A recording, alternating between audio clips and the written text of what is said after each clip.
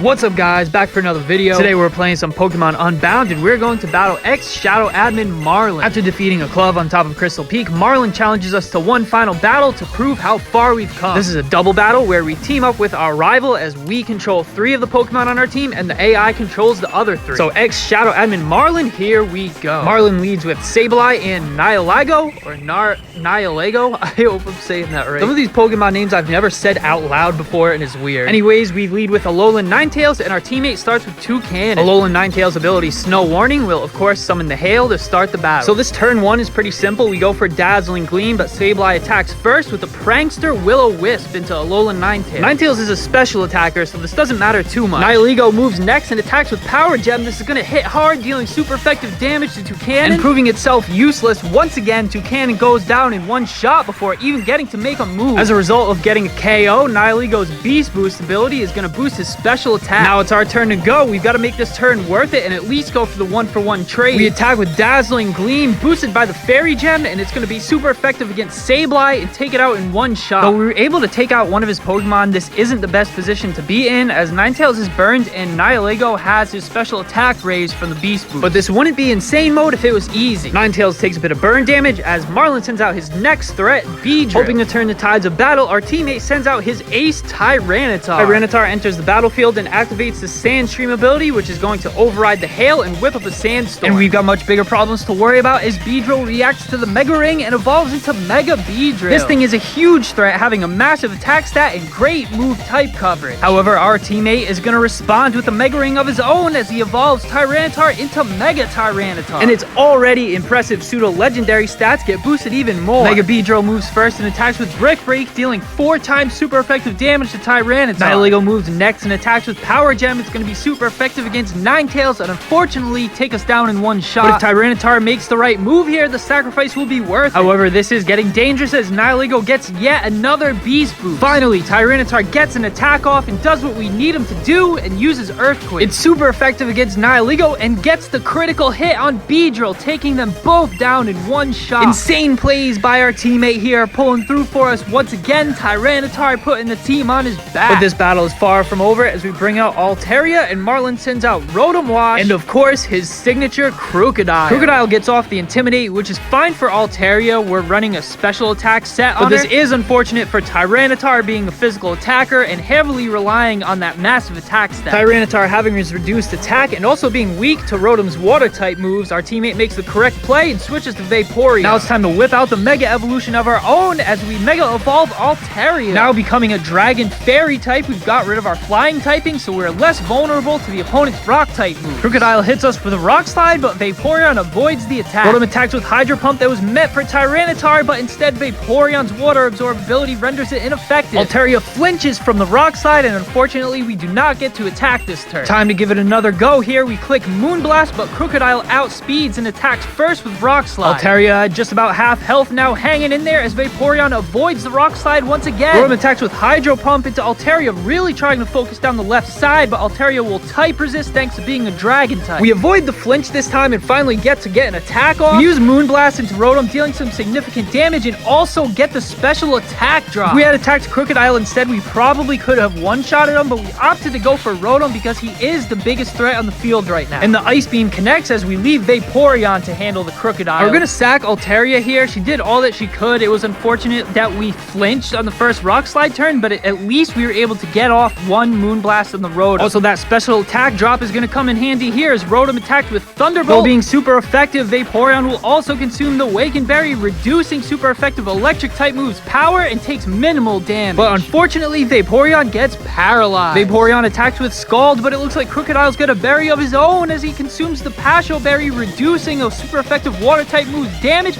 but it's not enough to save him and Crocodile goes down to the Scald. Vaporeon hitting through the Paralyze to get off one final Scald to take down the Crocodile, pulling through for us once again. But this battle's not over yet. We've got one Pokemon left as we send out our final Mon, Salamence. We've been waiting for just the right time to bring him out. As Marlon sends out his final Pokemon, the legendary Yveltal. Salamence gets off the Intimidate, but it's not going to do much because both Rotom and Yveltal are special attackers. Yveltal is by far the biggest threat on his team, and he always saves the best for last, so we've got to make sure we play this right. We've got Salamence on the field now because he's always going to be the fastest one on the field. We outspeed and attack attack with Dragon Claw, finishing off the Rotom. We want to get this down to the 2v1 as soon as possible. Yveltal moves next and attacks with Dark Pulse into Vaporeon, who just barely survives on 1 HP and is able to retaliate now with an Ice Beam. It's going to be super effective, but Yveltal takes it like a boss. He is a legendary Pokemon after all, with insane defensive stats. We know that Salamence will outspeed here, so the smartest play is to just keep spamming Dragon Claw. We are also holding the Dragon Fang, which boosts Dragon type attack. Yveltal getting desperate, going for the Heat Wave, which is resisted by both Salamence and Vaporeon. However, Salamence dodges the attack, but Vaporeon will fall to the Heat Wave, having such little health left. But this is perfectly fine as Mega Tyranitar takes the field. But to be honest, the Tyranitar doesn't really matter. At this point, it's already checkmate. We know Salamence outspeeds, so all we have to do here is click Dragon Claw, and it should be enough to finish off the Yveltal. And there you have it, folks. Ex-Shadow Admin Marlon, Crystal Peak,